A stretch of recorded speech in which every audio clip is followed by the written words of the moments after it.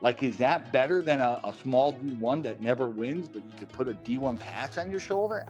Mac, last thing, what's your advice to high school players that are just going through this process and with all these changes? Like, what's your advice to those guys who are probably, a lot of 26s right now are panicking, they don't have offers? You know, what would you say to those guys? I think that if you are a good player, you probably have an offer right now. That's 26. You know, sometimes if you want to go to the prom, you got to go with the girl that wants to go with you. And you could be looking at, the homecoming queen, and if she's not liking your offer, then that's okay.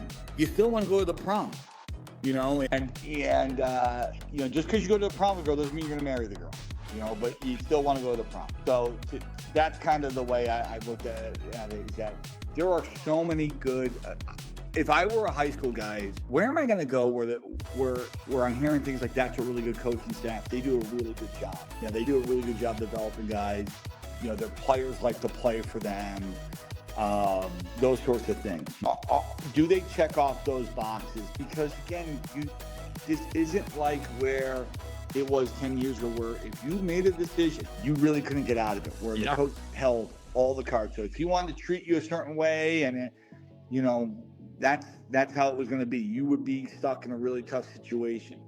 You go and you want to go somewhere where you're hearing those things, so you are in an environment where you can get better. So if for whatever reason you don't like it at the end of your season, you can go and move on. But you also want to go to a place where, I don't know if I'd want to move on. If that is a 4-year deal for me, I'm happy about it. But I also tell guys, players hold all the cards. They may not hold all the cards in high school because there's not as many spots, but when you hold all of them, if you're in an environment that you do, like you're all free agents, you don't like your situation at the end of the year, Head to EliteSportsAdvising.com and fill out our form if you're interested in working with us.